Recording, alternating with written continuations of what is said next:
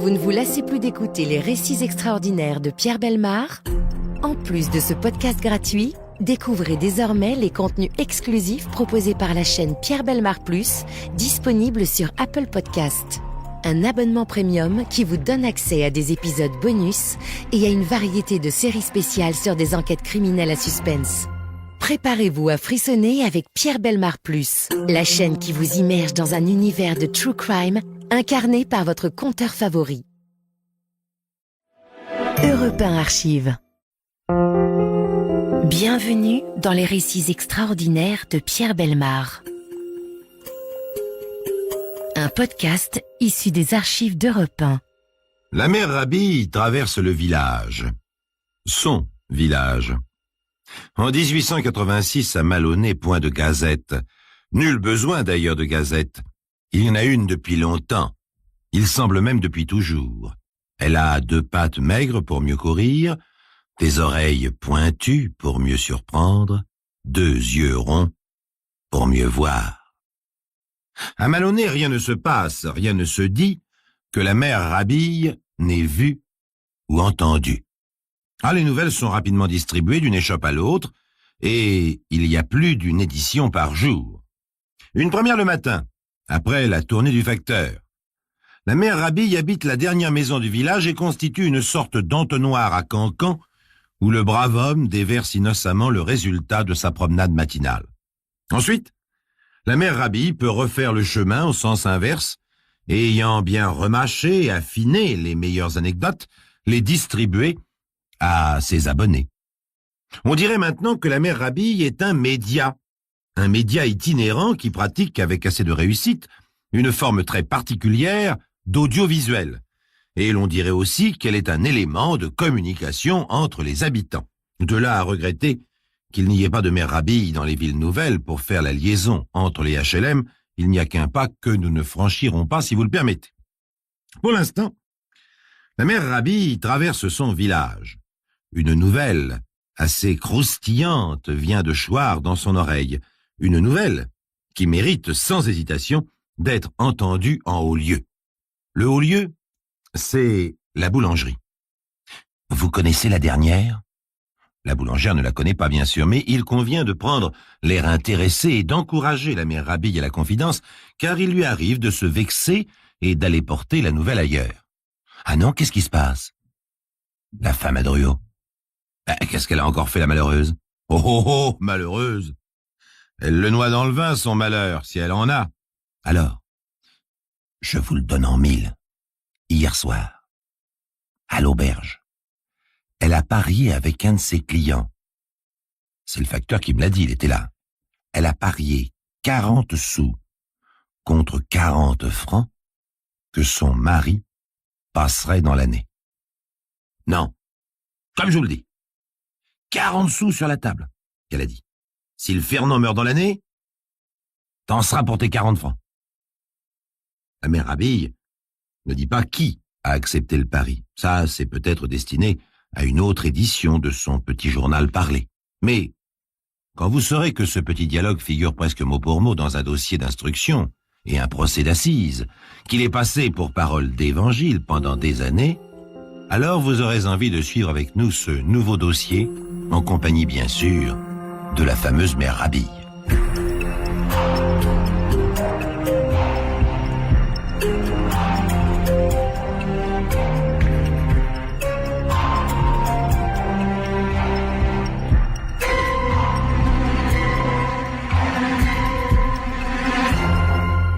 La femme Druot, nous l'appellerons Marie, puisque c'est son prénom, ne fait pas l'unanimité dans le village. On peut même dire qu'il y a 2 clans assez bien définis. D'un côté, ceux qui fréquentent l'auberge, de l'autre, ceux qui ne la fréquentent pas.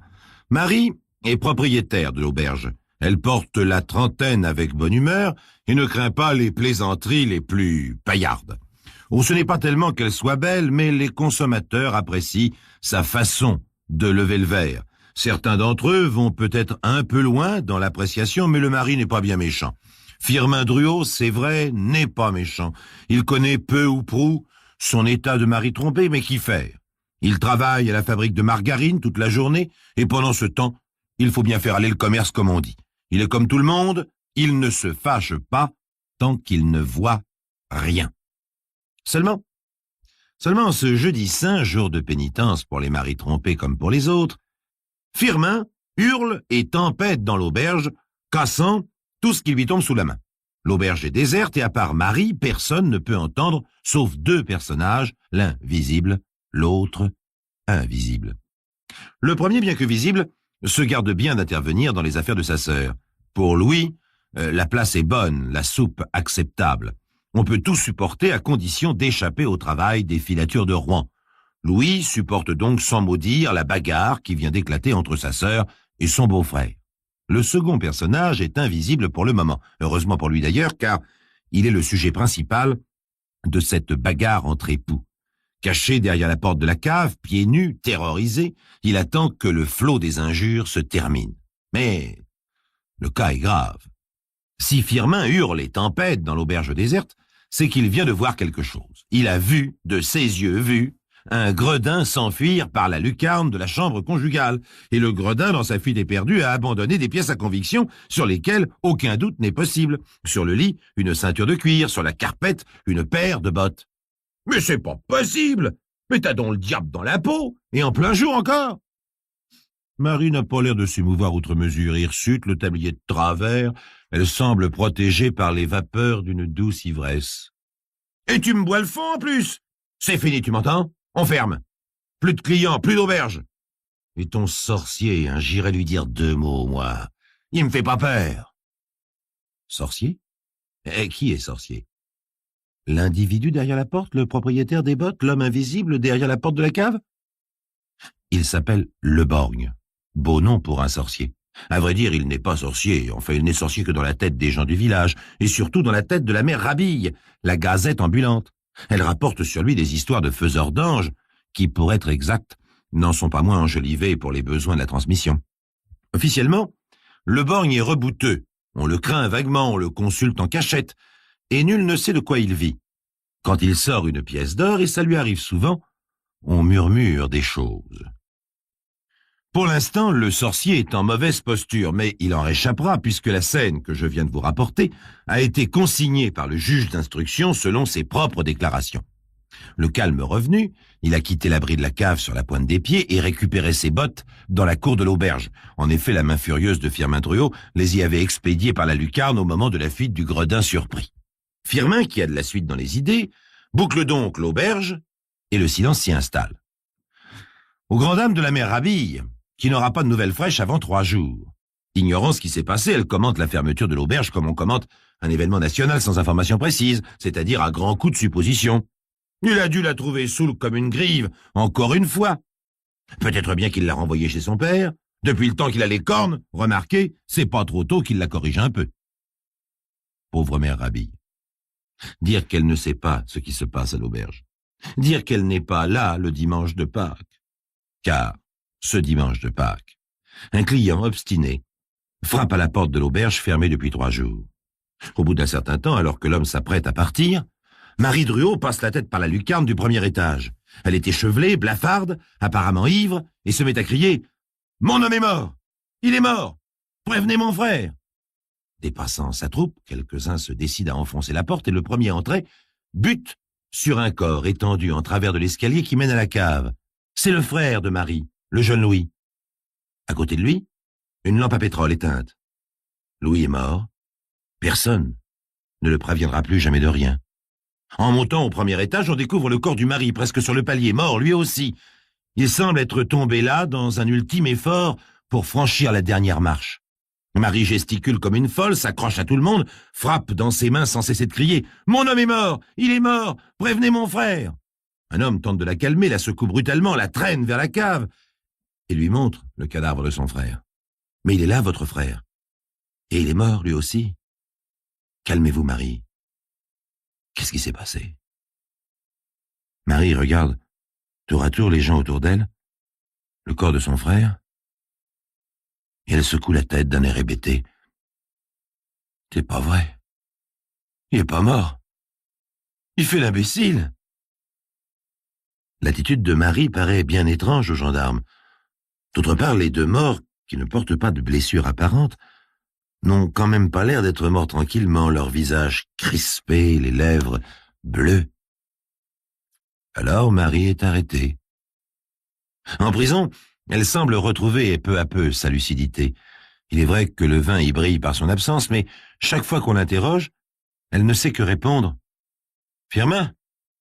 Oh, il est mort d'une bronchite qu'il avait dans la tête. Lui aussi, il avait mal à la tête. » L'autopsie démontre que les deux hommes sont morts empoisonnés. Toutefois, il est impossible de déterminer la nature du poison. Les spécialistes n'en concluent pas moins qu'il s'agit certainement d'une substance végétale ou alors de poudre de cantharide. On croit avoir retrouvé un fragment d'aile de mouche, cantharide bien sûr, dans les viscères. Le cantharide, poison et aphrodisiaque, c'est peut-être bien une idée de sorcier. La mère Rabille suit les événements de près, bien entendu, et participe à l'enquête en même temps que la plupart des villageois. Le jour du procès de Marie, l'affaire se résume ainsi. Marie, depuis plusieurs mois, était souvent ivre. Son amant, le sorcier rebouteux Leborgne, avait été surpris par le mari en flagrant délit d'adultère en présence de son frère. Marie, à plusieurs reprises, avait affirmé en public qu'elle souhaitait la mort de son mari. Bref, bien que la participation effective du sorcier Leborgne en tant que fournisseur de poison ne puisse être prouvée, Marie est condamnée le 13 janvier 1888 par la cour d'assises de la Seine-Inférieure aux travaux forcés à perpétuité. Le sorcier Leborgne bénéficie d'un non-lieu. C'est là que nous allons nous interrompre un instant, car si l'affaire est réglée devant la justice, elle ne l'est pas dans le village où la mère Rabille a encore du pain sur la planche.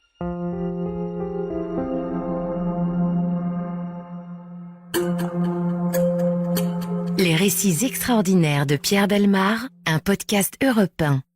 Donc, Marie Druot est enfermée à la maison centrale de Clermont, l'auberge est fermée, le mobilier vendu pour payer les frais de justice, le sorcier Leborgne se terre dans sa maison, la mère Rabille attend du nouveau, nous sommes en 1889, 1 an a passé. Aux dernières nouvelles, d'après le facteur, on attend d'un jour à l'autre les nouveaux aubergistes. Les époux Gauthier s'installent effectivement au début de l'année suivante et la vie reprend. Mais décidément, il se passe des choses bizarres dans cette auberge. Des choses que la mère Rabille rapporte avec le ton qu'il convient. Vous connaissez la dernière ? Monsieur Gauthier. Mais il s'est encore trouvé mal ce matin. Sa femme prétend qu'il a des maux de tête. C'est quand même pas normal. Vous savez que le rebouteux est venu plusieurs fois chez eux. Il a donné des tisanes, paraît-il. La mère Rabille tient son feuilleton quotidien. Elle n'en rate pas un seul épisode. J'ai parlé au mari l'autre jour. Vous savez ce qu'il dit ?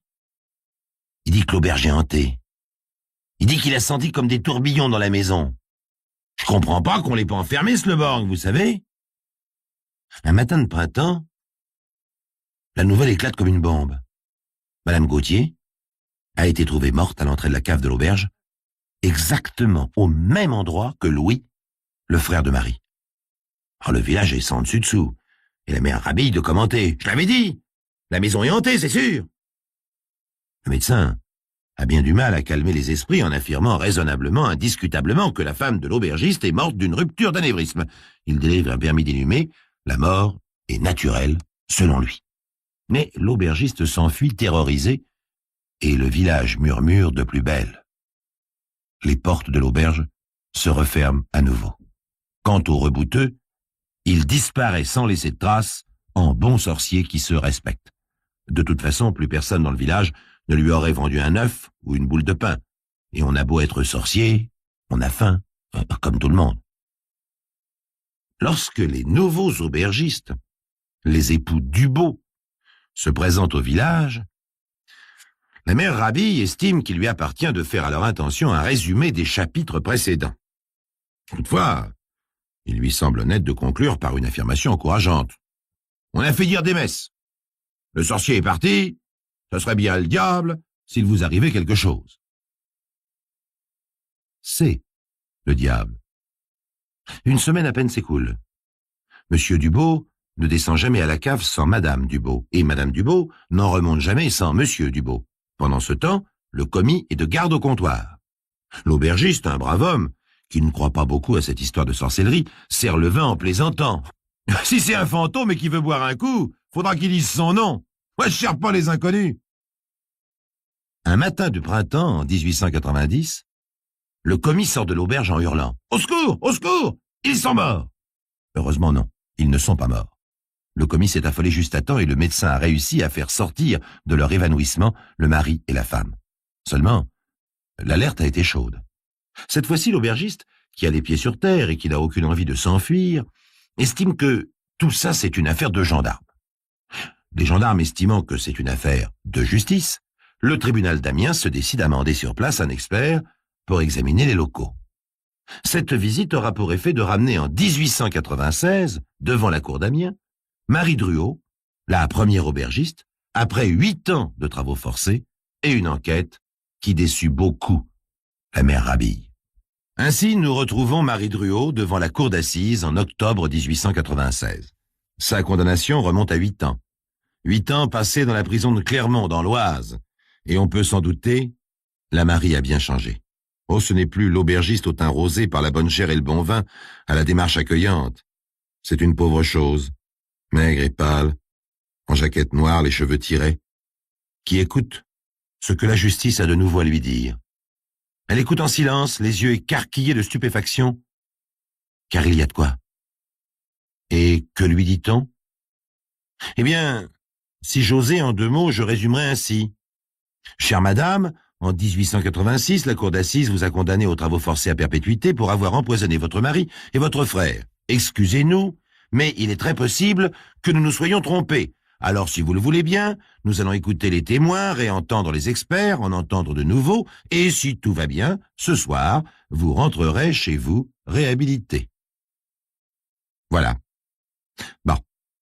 La mère Rabille est dans les premiers témoins. Chez elle, la mécanique s'est enrayée. Elle ne répète qu'une chose. Marie a parié 40 sous contre 40 francs que son mari passerait dans l'année. Et il a passé. Les autres s'embrouillent un peu dans leurs souvenirs. Et le portrait qu'ils tracèrent de Marie 8 ans auparavant s'estompe considérablement. Mais c'est au tour des experts. Et c'est là que c'est important. Alors, elle de Cantaride, demande le président. C'était une supposition. Euphorbe, peut-être. En tout cas, du poison. Le poison, c'est une supposition ou une certitude? En l'état de la science, monsieur le président, je dirais une supposition. Donc, on a condamné Marie Druot sur une supposition. Ça, c'est une certitude. Car l'architecte qui a examiné l'auberge de fond en comble est arrivé à la conclusion suivante. Vous allez voir comme elle est bête. À côté de l'auberge, tout à côté, contigu même, il y a une autre maison. Dans cette maison, il y a une cave. Et dans cette cave, un four à chaud. Ce four à chaud coïncide avec le mur de la cave de l'auberge, et ce mur est fissuré. Oh, on voit mal les fissures du côté de l'auberge, car la cave n'est pas éclairée. Mais faisons comme l'expert, une expérience. Vous prenez un chat que vous attachez dans la cave. Ah, vous l'attachez, car autrement, pas fou. Il grimpe jusqu'au haut des tonneaux à 2 mètres, où rien ne peut l'atteindre. Au bout de quelques minutes, cela varie avec la résistance du chat, l'animal tombe dans le coma. Et avant 1 heure, il est mort. Il ne s'agit pas de fantôme, mais tout simplement d'émanation d'oxyde de carbone par les fissures et provenant du four à chaud. Pauvre Marie. Elle avait bien dit que son homme avait une bronchite dans la tête. On appelle ça comme on peut, quand on n'a pas fait des études. Mais quand on a fait des études comme les premiers experts, on fait des suppositions scientifiques. Pauvre Marie. Elle avait bien dit que son mari passerait dans l'année. 40 sous contre 40 francs. Elle avait parié. Elle a gagné. Elle les a eus, ces 40 francs. Avec quelques zéros en plus et un beau reçu de l'administration. 40 000 francs de dommages et intérêts. Ah, pour un pari stupide, c'était un pari stupide.